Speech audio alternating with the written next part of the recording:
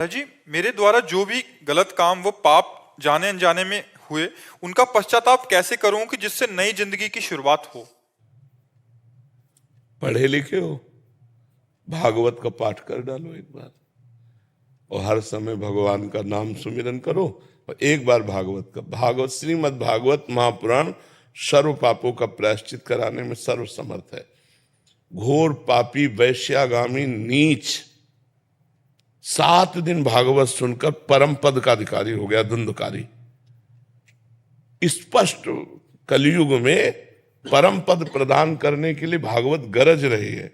यदि आप संस्कृत पढ़ लेते हो जी महाराज जी, तो बहुत बढ़िया रहेगा। एक माँ श्रीमद् भागवत गीता प्रेस से खरीद लो और रोज 1 अध्याय 2 अध्याय रोज पाठ करो, तुम स्वयं, हिंदी और संस्कृत दोनों का, और पूरी भागवत पढ़ डालो और फिर नाम जप करते रहो, तो आगामी पाप की संभावना नहीं रह जाएगी, पूर्व के सारे पापों का नाश हो जाएगा।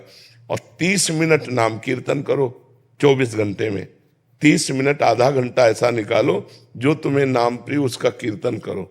नाम संकीर्तनम यस्य सर्व पाप प्रणाशनम। भगवान के नाम का कीर्तन समस्त पापों का नाश कर देता है। तो भगवान की लीला कथा, भगवान का नाम कीर्तन, भगवान का नाम जप, ये परम पद प्रदान कर देगा। पापों का नाश तो स्वाभाविक हो जाएगा, पाप प्रवृत्ति का नाश हो जाएगा। समझ पा रहे हैं आप? डॉक्टर हर्ष तिवारी जी, फिरोजाबाद से। राधे राधे महाराज जी। महाराज जी, इंद्रियों को वश में रखना सुख का मार्ग कहा गया है महाराज जी, लेकिन जीवन शैली आजकल खान पान कुछ ऐसा हो गया है कि लोग तली हुई विषाक्त खाद्य पदार्थ जैसे कचौड़ी, समोसा, बढ़ई, अन्य फास्ट। चलो शुद्ध पदार्थों से बने हो तो ये भी बात ठीक है। पता नहीं कौन सा तेल है, कौन सा घी है, चर्बी है कि क्या है, और कई दिन का सड़ा। बाजार की चीजें तो मुझे लगता है कि परमार्थिक साधक को तो खाना ही नहीं चाहिए, क्योंकि वो बहुत ही अपवित्र और शरीर के लिए भी हानिकारक। वैसे सब लोग पसंद बाजारे का करते हैं, घर की रसोई करना पसंद करके होटल का ज्यादा पसंद करते हैं, गोलगप्पा ये सब दुनिया की चीजें ज्यादा पसंद करते हैं। मैं ना लंदन से आई थी और मैं जब से आई हूँ तब से गोलगप्पे, छोले भटूरे, पाव भाजी, ये सब खाने में लगी हूँ, क्योंकि खाते पीते और मैं आपसे यही प्रश्न पूछने वाली थी कि मैं कैसे अपने आप, आपने कहा है सत्संग में कि साधक को भोजन कम करना चाहिए। असल बात यह है ना कि जब भगवान की प्राप्ति की लगन लगती है तो नहीं खान पान ते भावे है, नहीं कोमल वसन सुहावे है, सब विषय लगे ते खारा है, हरियासिक का मग्न आ रहा है। अभी शरीर में है ना, आपको लगता है मैं शरीर हूं, इंद्री मन की मांगे आप अपनी मांगे मान रहे हैं, इसलिए आप इंद्रियों को शासन में नहीं ले पा रहे। अगर थोड़ा सा ज्ञान हो जाए, आप दृष्टा भाव में आ जाए कि तो इंद्रियों की मांग है, मन और इंद्रियां मना कष्टान इंद्रियाणी प्रकृति स्थान कर सती, नहीं मुझे इसमें नहीं जाना। देखो 2 अंगुल की जीभ है, बस इतना ही स्वाद है, और यहां से गया तो सब बेकार ले। घाटी नीचे माटी, ये घाटी नीचे माटी केवल। और अगर आपको सही बताएं, इनकी प्रक्रिया बनाते हुए देख लो, जलेबी जब बन के प्लेट में सामने आती है, लेकिन वो जलेबी वाला सीरा देखो, उसमें सैकड़ों मक्खी मरी पड़ी है, वो बस ऐसे निकाल दे। अपने घर में जो बनाओ, गोलगप्पा खाना है तो अपने, आजकल गूगल से सब आप सर्च करके जान सकते हैं, यूट्यूब से, गूगल से, बढ़िया अपने घर में बनाओ, ठाकुर जी को पहले पवाओ और फिर आप पाओ, तो बुद्धि शुद्ध रहेगी। तो हमें लगता है कि मन को चराने की इंद्रियों के साथ जो आदत है, इसे धीरे धीरे कंट्रोल करें। अनजाने में आप अपने को रोगों का शिकार बनाने की तरफ जा रहे हैं।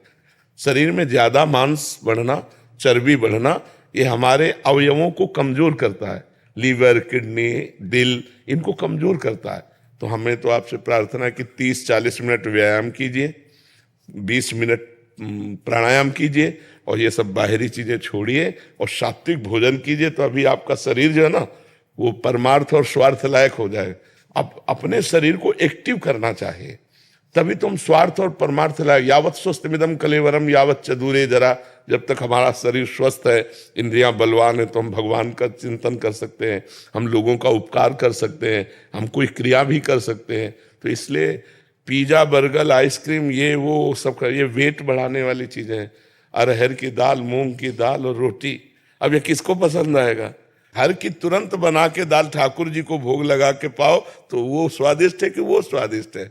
हमें लगता है जहां तक हो सके, अब जैसे कुछ समस्याएं बच्चों की, बाहर पढ़ते हैं या सर्विस करते हैं, अब उनको तो होटलों का खाना ही पड़ेगा, लेकिन हम कहते हैं जिनको भगवान सुविधा दिए हैं बचो, बाजार और होटलों के भोजन से बचो।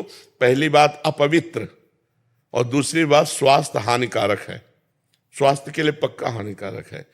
तुरंत तुम्हारे लिए आटा लगा के नहीं बनता, वो कई कई दिन का आटा जमा होता है लगा हुआ। तुरंत आपको भोजन मिलेगा तो तुरंत आटा थोड़ी लगाया है, तुरंत दाल थोड़ी उबाली, कब का है। आप बासी खाना पसंद करेंगे तो तमोगुण बढ़ जाएगा, भजन में वृत्ति नहीं रहेगी। तो भोजन सुधार तो भजन सुधार हो जाएगा, भोजन सुधार तो हमारे कर्तव्यों का पालन करने की क्षमता आ जाएगी। और ये आप कहते हैं जो बना रहा है उसके विचारों का भी बहुत प्रभाव पड़ता है, बहुत प्रभाव पड़ता है। वो गलत विचारों का तो वही प्रभाव। बिल्कुल, जब आप भोजन पाएंगे तो आपके अंदर गलत चिंतन चलने लगेगा। देखो जैसे कुआं है ना, कुआं का जल हमारे लिए जो पौष्टिक परमाणु चाहिए, जीवाणु चाहिए, वो मिलते थे। कुआं का पानी अब तो गया कुआं। देखो कलयुग का कैसा प्रभाव। मटके से भी, मटके में पानी डाल दो तो वो भी शुद्ध हो जाता है। हाँ शुद्ध हो जाता है, क्योंकि रज में ऐसी क्षमता। जल का दोहन भी बहुत लोग कर रहे हैं, बर्बाद कर रहे हैं, तो इसके लिए लताएं कटने के कारण जो वर्षा का अधिक हमको चाहिए पानी, वो नहीं मिल पा रहा है। अगर लताएं हमारे वृक्ष लगे ना, वृक्षारोपण हो, तो कार्बन डाइऑक्साइड नष्ट हो, ऑक्सीजन हमको अधिक से अधिक मिले, और उससे वायुमंडल भी शुद्ध होता है और बादल भी बनते हैं, जिससे वर्षा होती है। जहां वृक्ष अधिक होंगे वहां वर्षा अधिक होगी। जैसे कई ऐसे वृक्ष वाले स्थान हैं जहां बहुत अधिक वर्षा होती है, और अब वृक्ष लोग काट डाले। पहले तो कलयुग का प्रभाव, जो आम के बड़े बड़े पेड़ होते थे, वो सब बड़े बड़े पेड़ तो सूख गए, और ये वर्ण संकर आम चले हैं। इतना बड़ा पौधा, इतने इतने बड़े आम लगे, नहीं चले। अब ऐसे वर्ण संकर चले, जैसे विशाल वट वृक्ष है, विशाल पीपल का वृक्ष है, आम का वृक्ष है, नीम का वृक्ष है। ये हमारे प्रकृति के लिए बहुत आवश्यक है। हमें लगता है सबको एक एक वृक्ष लगाना चाहिए। महाराज जी लगा भी दो ना तो लोग काट जाते हैं। अपनी जगह में लगाओ तो लोग क्यों काटेंगे आगे? अपने आंगन में लगा, अपने घर में लगा सकते हैं। हाँ, बहुत। नीम का पेड़ एक औषधि समझो। नीम का पेड़, उसके जो फल गिरते हैं उससे जो गंध होती है बहुत रोगों को नष्ट करने वाली होती है। नीम की जो वायु आती है वो शरीर के लिए सुखद होती है। नीम की छाया में बैठना, लेटना, ये बहुत, गांव में तो ऐसे ही जग जाते थे, और अब तो दर्शन नहीं, खिड़की खोलो तो आसपास सब फ्लैट ही फ्लैट नजर आते हैं, वृक्ष तो नजर नहीं आते।